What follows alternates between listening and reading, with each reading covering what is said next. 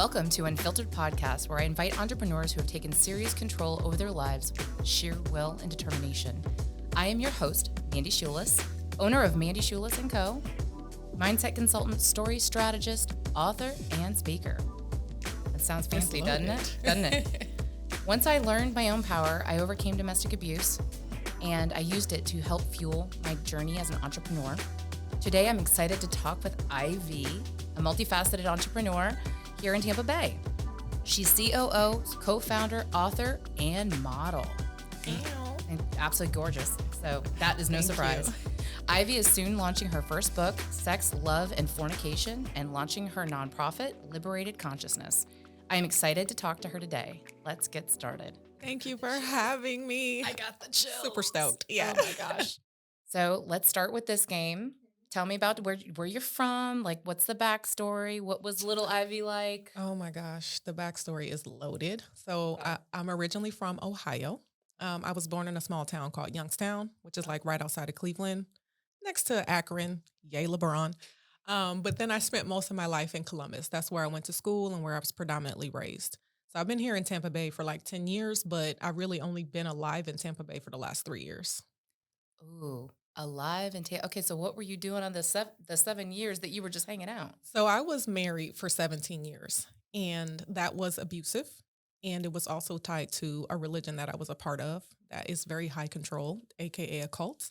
A lot of people may not know that, but you saw us knocking on your doors, carrying the briefcases in your neighborhood, standing outside with those information cards. Well, that was once me. And when I came forth about the abuse that was happening in my home, I wasn't given any help or any attention, really. Just keep praying and reading your Bible. And because of that, I decided to just live my life and get out of it. I didn't have any other options. It wasn't getting any better. So 17 years of stagnation, I couldn't do it anymore. You know, part of the reason and a big foundation of Unfiltered is because we are not unique. And I say we because I'm sure you know, part of my story is also domestic abuse. Exactly. And my daughter saved my life. I don't know if you know that. No, I don't know that, but I agree with you on that. My 6-year-old at the time, she's almost 13 now, and she listens to all of this. We have no secrets. I try to keep things on a level that is age appropriate, but when your daughter saved your life at 6 years old, you don't. Exactly. You're like, hold up. Like, wait a second. So, and I say all this to say, I know what that means when you know you're meant for something else. My former life, I was a massage therapist. And I remember hearing clear as day, like, you're still here for a reason. You have work to do. And I remember hugging my client and she's like, because I was getting surgery on my hand. And she's like, oh, I'll see you after the surgery. I'm like, sure. Knowing damn well I would never set foot in that office as a massage therapist again. Yeah, it was that. So I don't know how deeply you want to go into this. Let's go. Okay. What would you say to somebody that was trying to leave a situation like that? I would say definitely go with your gut. I would definitely say seek therapy because you need to find the strength to pretty much stand on your own feet again. In my situation, I learned that I was in a domestically violent situation.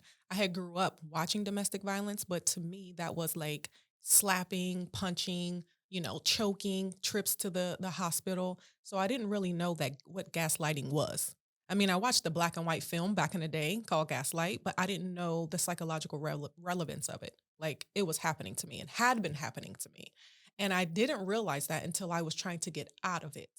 And I couldn't even order off of a menu or pick out my own clothes or change my hair, the style, the color. And I was like, wait a second, I am mentally trapped. And just like you, my daughter was like writing me these notes about her fears and how she was feeling. And when I started seeing signs of depression in her, I was like, I gotta go. I cannot be this woman, this mom who repeats this cycle. I have to do something for my daughter, for her sanity, to teach her that this is not okay. And that started it, that triggered it. And it's okay that you were in that situation because I stayed due to guilt. Like, I married this person. I said yes. Therefore, this is my fault. This is just what I have to do. And then you throw religion on top of that, where it's like your salvation is bound to your commitment to this person who's abusing you. You're talking about a double mind blowing situation. You could say it. It's a mind fuck. Yeah, it's a mind fuck. Oh my goodness. It was like, I mean, it was very disorienting because I didn't know who I was. Like literally, I had no voice. And I didn't realize that I had given it up or that it had been taken away from me so long ago. So that has been like the struggle really in the last 3 years, because not only did I leave the marriage, the religion kicked me out. So now I have no foundation or structure because nobody talks to me. So just imagine 20 years of your life, all of your closest friends, best friends, parents, relatives, your congregation of people that you supposedly rallied around and was supposed to help you, and they know your story, and then you just get dropped. They canceled me. They was like, we about to backspace this bitch. They just left me. But I'm back. Right. You hear me? No control, alt delete here, baby. Not on your life. And you know, I'm very woo woo. I'm into energetics. I'm into all of those things because I actually have faith tattooed on my arm. Yes. Because sometimes just seeing that and knowing it's there have been times that I don't know if I can keep going, and then I see that and I go, okay. You can do this. That's why we're here today, is for the women that don't have a voice or don't know that they deserve a voice. I can't tell you, I feel like, going back to what you're talking about with gaslighting, and not to spend too much time on this, but I think a lot of this has to do with your book that I want to talk about. Yes. You know, you don't realize until somebody tells you it's happening to you, or you stumble on an article. I remember vividly that the two things that I would love to share with you and the audience is my daughter. She's immunocompromised. She has a lot of health issues. And I remember pulling into Starbucks right after her dad attacked me. And I remember not being able to swallow. And she kept lying to me. And she goes, I don't really remember what happened. It took her 2 years to tell me exactly what happened, because I blacked out and I just knew I came to and bit the holy hell out of him to get him off me and got us out the door. I honestly don't know how that happened. I don't have any recollection of that. But I remember pulling into Starbucks, and you know how kids get real brave when they have to tell you something they don't want to. Yes. And she goes, I got in trouble at school. And I'm like whipping around because I'm a teacher's kid, you know, that you don't get in trouble at school. Like, do not. You can get in trouble at home and we'll work it out, but you behave in public, which again is part of the problem, but it is what it is. And she started talking to me, and she real quick goes, Mom, if it was that bad, you would have known. You would have known. I was like, okay, fair. Always too smart for her own good. And she goes, when her friend apologized to her, she told her friend it was okay that she hurt her. And I guess they had actually gotten into a physical altercation. And she goes, her guidance counselor, who, you know, obviously I don't want to put him under the bus because there's a whole thing here, but he told Ella, this is my daughter at the time, you don't ever give somebody permission to hurt you again. And when you say it's okay, that's what that does. And she goes, Daddy hurts you all the time, and it's not okay. You tell him it's okay, and it's not okay. And I don't want to watch it anymore. Wow. And this is my 6-year-old buckled into her seat, you know, looking like the baby that she was. And I felt about this tall. And I told my ex, I said, we were actually married twice. That's a story for a different day. I know, that whole self-worth. I really commit to my bad decisions. I know. It's like I'm loyal to a default. I know, right? Yeah. Sure. It's not good. I'm loyal to me now. Yes. That's, you know, and I'm sure you are the same way. That's a process. It is, especially when you are raised in a culture or in a home that you're not allowed to have that loyalty to yourself. That's right. You You know? have to put everyone else first and yourself last. Exactly. And you have to turn the other cheek. Exactly. And I say all this to say that I think you were touching on the things you did for your daughter. I can't be this woman. I told my ex-husband that. I told him to his face. I said, I would probably go back for round 3 because I am that embroiled in this. But I told her, I promised her, because my grandparents adopted me out of an identical situation with addiction and domestic abuse and all that. But I'm resonating so hard, and we just got started, and I'm like, oh my gosh, this is amazing. You know, and for our daughters to understand that this is not normal. It is not normal to wonder. It is not normal for someone to be able to convince you the sky is green when it is clearly a beautiful shade of blue. Exactly. And so the psychological trauma that comes along with that, I can't even imagine. And the crazy part about it is that throughout this process, I've actually lost my daughter. So, you know, that's a whole nother layer that we could talk about at another time, but I love her dearly. And I just continue to reach out to her to let her know you are great. You're meant for amazing things. and I'm always going to be here for you regardless. So one day, it's what everybody keeps telling me, she'll come back around and I'll be here for her with my arms open and ready to receive her in whatever condition that she's in. Because I can't even imagine psychologically what she's going through, because I know what I went through. But I was a grown woman. She's a child. So that's it. That's all with that. You know, we can talk about your degrees, your certifications, whatnot, but I almost argue, actually not almost, that's a cop-out. I argue that women like us, especially driven, successful, founding women like us, it doesn't matter what the certifications are. It might make other people feel better, but it doesn't matter. It doesn't matter. It doesn't amount to anything, really. What would you say your biggest impetus, like your biggest push to do what you're doing now would be?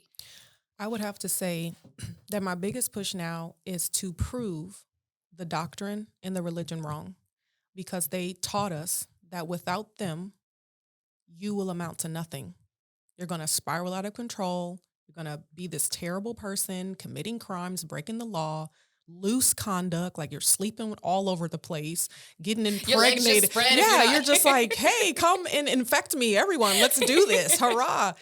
So my focus now in my drive is to show people who want to leave and who have already left that you can be successful. You can live your dreams. You can be happy and fulfilled within yourself. You don't need that coming from anywhere else. You don't need those fruitages of God's spirit for you to be joyous and mild and meek. You actually have that within yourself. You just have to do the work.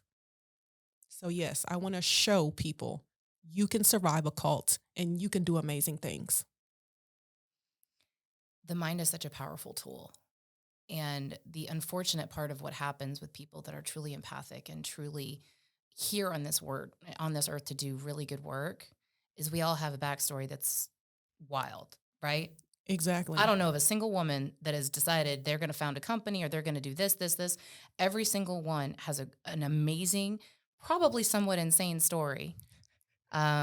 Depending on what you consider crazy or not. Listen, exactly. There is a spectrum of crazy. Yeah, there's a joke with my husband that he talked about the crazy to hot matrix, right? And I was like, it's not the crazy to hot matrix, it's the crazy to successful matrix. It's like, how much have you been that makes you, the way you're looking at me right now, and just let it stare you down and be like, I dare you to try it. Listen I dare you. Listen here. I'll be like, okay, I'm going to just count myself down. So I don't just over the ledge. I'm like, I got too many positive, great things to do and too many people to affect with this positivity. So I'm like, I just can't do it. So I reel myself back in. I do all the work from my therapist, all the self-help books, and I just show up ready to go. And people see the going back to the faith tattoo, they see that and they're like, oh, you're religious. I'm like, actually, no, not really. I believe I'm here to do good work, and I believe in a higher power.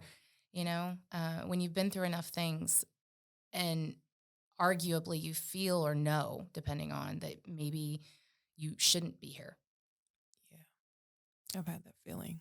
And knowing it's no longer about you, like this discussion, it's an honor for you to share these things with me and with our listeners. But it's not even about us. It's about the person that we might be saving or the person we might inspire to go, wait a second, that's not right. Yes. Or maybe they Google gaslighting and go, oh my God. Because again, going back to until you stumble on an article or somebody tells you what it is, this was almost 7 years ago for me. And now it's become a buzzword, gaslighting, narcissistic abuse, blah, blah, blah, blah, blah. Exactly. Which unfortunately is diluting the actual problem. I agree. But even now, though, there's especially women our age. People always ask what my demographic is. I was like a 35 to like 60-ish, 60, 65. I got a wide range in there. I'm like, how did I make it on the show? No, I'm just kidding. I'm really 25. I'm 28. Okay, all right. Actually, you know what, though? I wish I could go back to that body where it didn't hurt. Knowing what I know now. Listen, I don't want to have to crank myself up to get out of bed. You know what I mean? Oh my God. I turned 40 though, but there's a freedom that came with that age. Isn't it liberating? It is. Everybody's like, don't you miss your 30s? Hell no. My 30s were awful. They were. I was like, I don't know what I'm doing, up from down, left or right. But these 40s, I'm like, babe, bring it on. Somebody told me when I turned 30, it meant I was really an adult. And that was the dumbest, stupidest, most toxic thing somebody could have told me, because then I spent the next 10 years going, what? I'm supposed to be an adult. I have a child. What do you mean I don't know what I'm doing? Exactly. You're like, hold up. Is there a manuscript or some type of footnote or? Nope. No, nothing. No. So going back to, you were doing some amazing things. Like, I'm having to look down and be like, damn, okay. I thought I was tooting my own horn. And then I was like, wait a second. Okay. We toot each other's horns. I know. Well, like attracts like, right? Yes. When we met briefly at the event that we were both at a few months ago, I love the fact that I guess I have done so much work, and I know you have as well, to trust my gut, to trust my intuition. And one thing that I talk about a lot is when you have been through things like this, it almost is like a silent beacon above your head. Like, you don't even realize it's there. That I don't know why, but I know we got the same story. We got some of the same stuff. Energy vibe, like, yeah, I can rock with you. Yeah, like we could share some wine. We could hang out. We could chill by the water, be in a hammock. Like, yeah.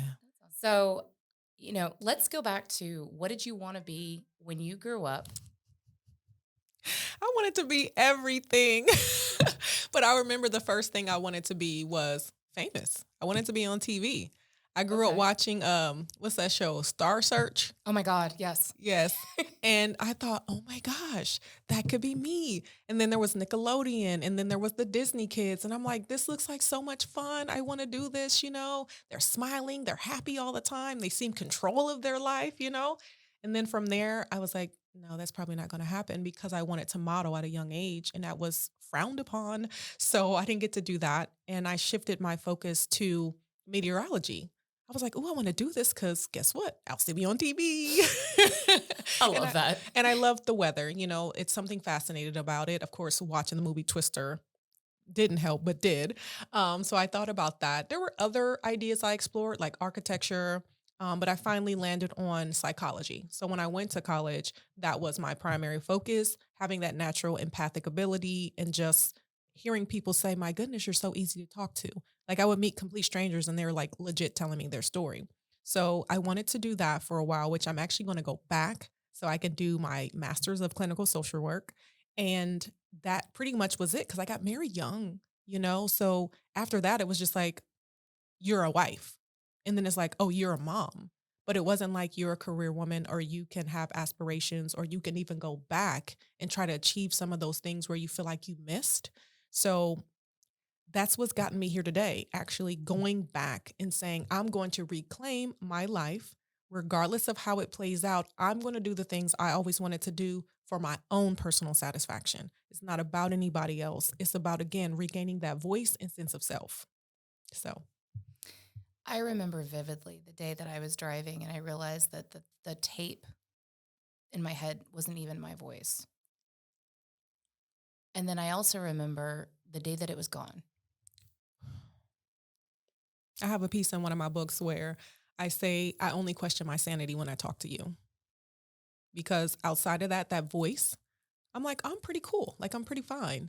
But that voice was so loud for such a long time. Like, I remember people telling me, like, you don't even sound like yourself. You sound like him. I'm like, whatever, But they're like, yeah, you're sounding like him. Your attitude, your disposition, your response to life. They're like, yeah, that's him. And I didn't even realize that I had lost myself. I couldn't tell you when I lost myself. Like, I literally don't remember. I just remember waking up from it and realizing that I was in that wheel, that cycle of abuse. And it was humbling and hurtful. I did a lot of self-flagellation. But those are the things that drive me with the book, with the nonprofit, with this creative sourcing agency that we've started. And I'm very happy and I'm thankful for my past. Sometimes we regret it and we're like, oh my gosh, I wish I could undo. I wish I can go back. I don't feel that way. I finally have accepted the life that I've had. I have forgiven myself and the others that played a part in it. And I'm on the path of healing. And it's very layered. But these are the things that I'm doing to help me heal. And I want to show other people, go for it, because these are positive things to help you heal as well. I know we had talked about doing an excerpt from the book. Is it would now be a good time for that? We sure can, actually. Okay, I would love that, because I'm sitting here and I'm like, I need something new to read. So like, okay. So I'm gonna grab a piece of it. Okay, it's on my phone. All right. So it's the book is Sex, Love, and Fornication, right? So depending upon the context, your mind can go so many different places, right? So this first is actually the first piece in the book, and it's called Climax, and it's in the, of course, sex section. But it says, "You have rushed all the adrenaline out of my body with every thrust. If I needed to fight for my life, I would just lay here and die. For now I know what it feels like to be alive." So this is my journey of loving again, loving that intimate process, because it was something I had lost. Like, I had zero desire and intimacy at all. And so now having someone in my life who is taking the time to not just heal me emotionally, but also some of those physical elements that came along with the abuse has been a beautiful process for me. So that's kind of the reason why I'm writing the book, because it's affirmation that I can love and I can be loved back the way I want and the way I need. That is just beautiful. Thank you. I believe that after great loss, great trauma, being loved like that is a gift. Yes. And one, maybe you're not 100% sure what to do with initially. I wasn't. I was like, I am not about to fall in love. I'm not about to catch no feelings. You just call me, fly down, we'll talk. It's all good. Go about your life. I became very distant and cut off. And even now, it's still terrifying for me to be in an actual relationship with somebody, because I'm so quick to disconnect and emotionally compartmentalize, like, that's a over there. So that is a work in itself, but it's working. I'm getting through it and I'm happy about it. Not perfect, but it's a whole hell of a lot better than the 17 years of Boulder Dash that I was dealing with. The malarkey that came. Boulder Dash. I love that word. Because it left me flummoxed. Like, I have all the words, but I just didn't know what to do with them. When you go back to when you lose yourself, I like you, I can't tell you when it happened. I think it comes with a layering on excuses, layering on, the belief that I'm a wife. It's my job to keep the home together. It's my job to keep this together. It's my job to put my career before, after his. It's my job to always be the one that stays home with the kids or whatever. It's such bullshit. It is. It's such bullshit. And when I met my husband, I was very much the same way. Like, you're cool and all, but either you're in or you're out. And he goes, well, I'm in. I'm like, why? Listen. Like, I don't want to be in. Why are you in? I know. Girl.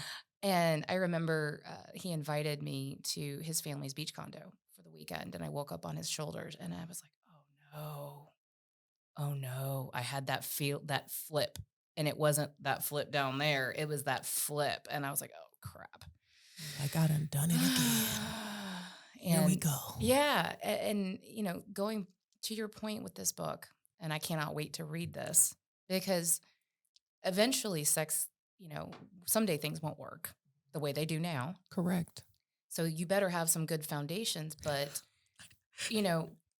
sex is a part of healing when you've been through that kind of trauma and being able to open yourself up and trusting. And I went through a long period, just to share with you, that I couldn't have sex without drinking. Like, couldn't come out of my head enough to do it. Yeah. And it's been a process. And one that, again, we don't talk about as women. We don't. A layer of the religion and all that on top. Oh my gosh. But women in general. And you got the TikTok generation out here oversharing. Wow. I don't know who my baby daddy is. Nobody needs to know that. Listen, you should know that. You should know that, but nobody else needs to know that. Like, get yourself together before you go. That's not a point of pride. Yeah, I don't need to know what you ate for breakfast. We're good. But, but the awesome thing about this generation and the people coming behind us is they don't give a crap. I love it, though. I do too. They're fully transparent and they're like, this is just me. Take me as I am. And I love that, because that's me, not to be controversial, but I feel like I'm coming out. So I can't say I understand the story or the process of someone coming out about their gender and their identity, but I can relate to it because my identity was completely stolen from me. And this person that I truly am is trying to emerge or come out, and it's being shunned. It's not being accepted. So I can relate to that experience. And I feel like that helps me to be more connected with people, whether I know them or not. I can look at a crowd of people and I see myself in all of them. And to me, that's beautiful. Like I wouldn't give that up for anything. So Well, and I did not come out of a religious issue background. However, I did go through I marriage counseling within the church, which that lasted all of one session, and I walked out. We'll leave it at that. Um, but you have to lose those people along the way, and it's painful when you outgrow those people because when you have that kind of love and you have given that part of yourself to be it family or friends or whatever the case may be, parents. I don't care how, open and honest and, cool with yourself you are, it still hurts. it hurts like a mother. Like it really hurts because like for me, I'm not from Florida. So I'm literally down here by myself. I don't mind being alone, right? Because I'm kind of like a introverted extrovert. I relate to that. But at the same time, it's nice to know that if you needed to have someone to call upon or if you need support, that somebody is there, like someone's down for you. And so having to navigate that space is one of the pushes for the nonprofit because there's so many ex Jehovah's Witnesses, people who are actually still Jehovah's Witnesses that they want to come out, but they're trapped. Their family, their children, their grandchildren, they're all there. And so they have to play a role just so they can retain these close, intimate relationships. But mentally, emotionally, spiritually, they are dying. Like they're completely shook. Like their whole reality, their foundation is being like the rug was completely pulled from underneath them. So we want to be able to provide counseling, mental health services, social services, like things that we couldn't even do, like yoga. There are some ex-members, they've never experienced yoga or meditation because Sexualized. I'm going to take a wild guess. it was demonized. Okay. Beyond that, like this is you serving another God. This is you being unfaithful. So there's so many experiences that we all have missed out on that are just a part of life. So to be able to provide people with those opportunities to go and do something fun like skydiving or scuba diving, whatever it is, it was taken away from us. And we want to provide a resource to give those things back. Financial literacy, gone. Why? Oh, because this world is dying. It's going to be destroyed by God. No need to invest in that. Matter of fact, don't even go to college. So there's like 2 generations of Jehovah's Witnesses that didn't go to college. They might have got some trade training or whatever, but we know in 2023, you have to have a substantial foundation for earning money, especially in our age group, because we're taking care of our parents and we're also taking care of our children. And with the inflation, how are you going to do that with minimum education and working a menial job? So I feel like they have put people in debt. They have taken away even their ability to promote themselves so they can benefit their families and also benefit the church because they still want their donations. Funny how that works, isn't it? Be Yes. like I can't afford groceries, but I see the pastor's got a new Benz. That's cool. Or I see the religion and they have a massive portfolio of real estate across the world, not just here in the United States, but globally. And all of those members are being, I guess the word would be disenfranchised. They're being displaced. They're being dissed totally. Because when you need services, you can't go to them. They will refer you back to whatever state, municipality, like help you can get. But at the same time, we're not allowed to vote and we're not allowed to get involved in political matters. So I have no say in either area, but I'm in need. And you're telling me to go and rely on the system that you're telling me is flawed, faulty, and it's going to be destroyed by God. Make it make sense to me. But when you're under that control, you're thinking, oh, this is me being faithful. You don't look at it as my critical thinking skills is now have been taken away from me, and I'm kind of in a situation where my back is up against the wall. So just being able to talk these things through with ex-members and current members who want to get out, to let them know you're not crazy. Trust your gut. Trust your intuition. You know and see what you know, right? So a lot of that is just, is this really real? You have generations who were born in that religion. They don't know anything else. And you can associate with people who are non-believers, as they call it. So it's a very close community. So it's just multi-layered. And I love the idea that me and my partner are starting this nonprofit to help people because it's going to go globally. Like, we want it to grow. We want to talk about the human rights issues that organization is violating. They have tons of child sexual abuse cases that they're quieting and not dealing with, not allowing the victim to have their voice. You have the no blood policy where mothers are told they can't get a blood transfusion. They can't let their children get blood transfusion. So you literally have child martyrs. Like, they've making the children just, you supposed to give it up. Why? Because God doesn't like blood. We're not supposed to partake of it. So you want me to just die? You want me to let my newborn baby die? So if that's your choice, that's fine. But when you're having someone tell you that's what you must do, or else you're going to be put in this negative bad category, what are you supposed to do? Because they're going to look at it as you've gone against the religion, you've gone against God, and you've gone against the members that you're associated with. So literally, you've gone against your entire life. You don't know what you're supposed to do, which is why we're telling you what to do. So just another form of gaslighting, another form of control, another form of, emasculation. Just everything is there when it comes to the members. And we need to help reverse that for people. We need to help them even with medical services, housing services.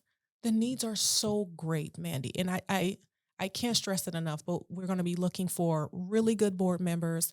We're going to be looking for human rights advocates because we really want to make change and let people know they're okay, because hundreds and thousands of people are committing suicide as a result of being shunned. Children, teenagers, they're committing suicide because it doesn't matter how old you are. I have a sister who was 16 and she got, the word is disfellowshipped, but she got shunned. 16 for being a teenager.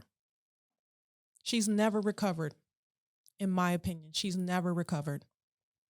And we couldn't talk to her. She was left to fend on her own. What is the name of your nonprofit, if you can share? Liberated Consciousness. Okay. I wanted to come back and I was like, I'm looking at you. So I didn't want to look down. And I was like, okay. And that word liberation, that's another word, much like unfiltered. It makes you go, ooh, and I think we are put on this earth, going back to what we were talking about here, to do certain kinds of work. And that's one of those things, liberation. Yes.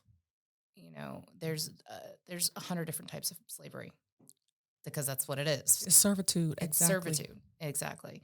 So when you look at this, when you look at what your mission is, what would you say to somebody that may be listening to you now?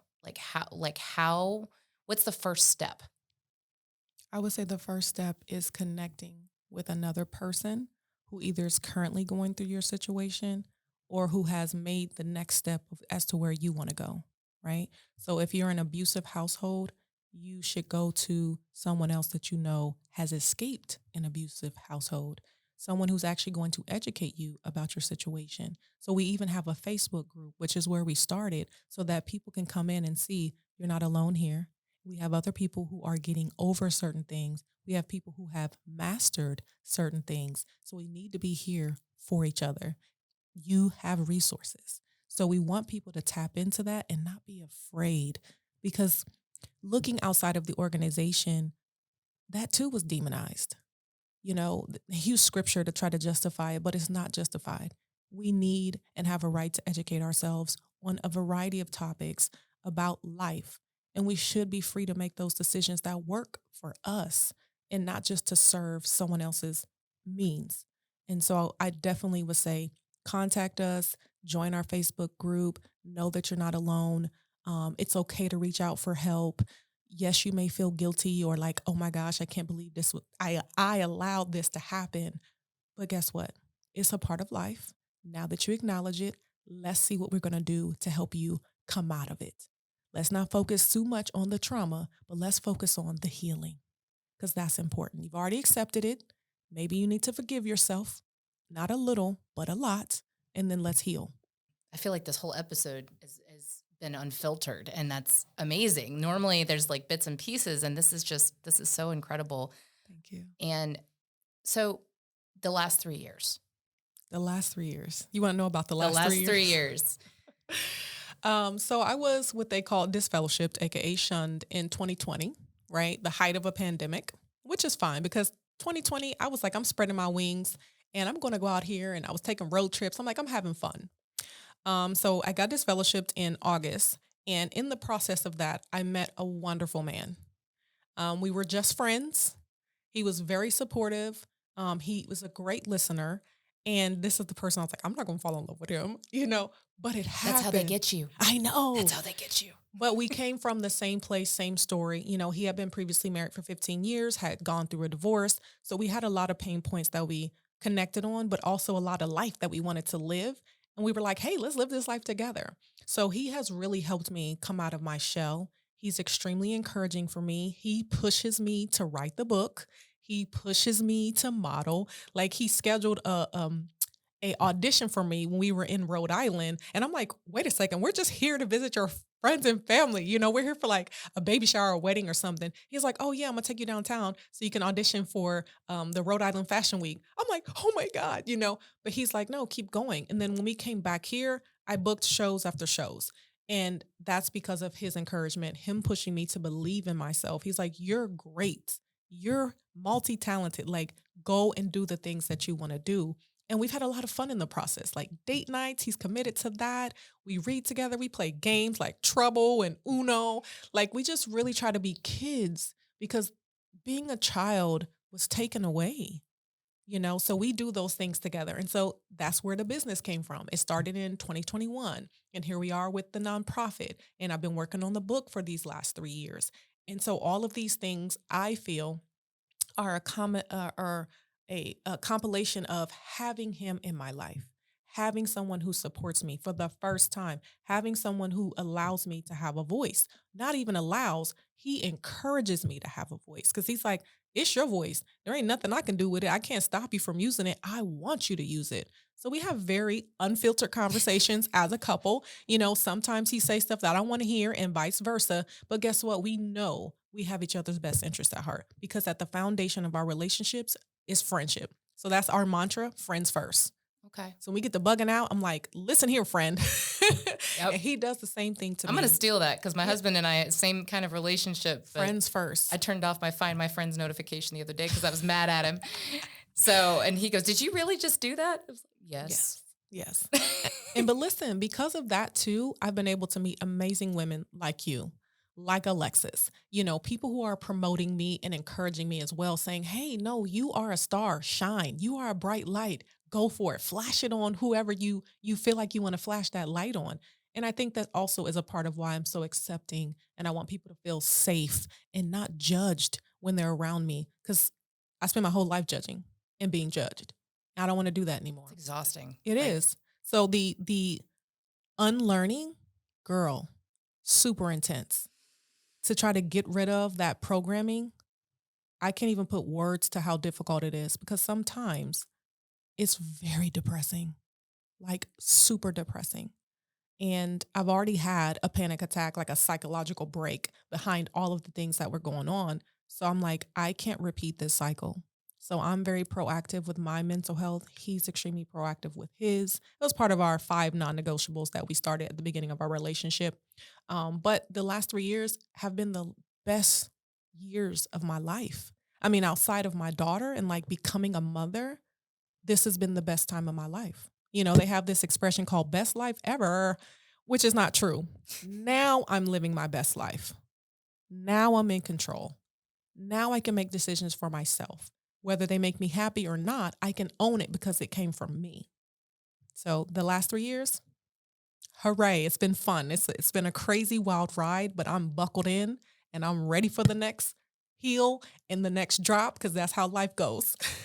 It is, but how cool that maybe the next drop, instead of it being, oh, no, what's happening? It's more like, woo!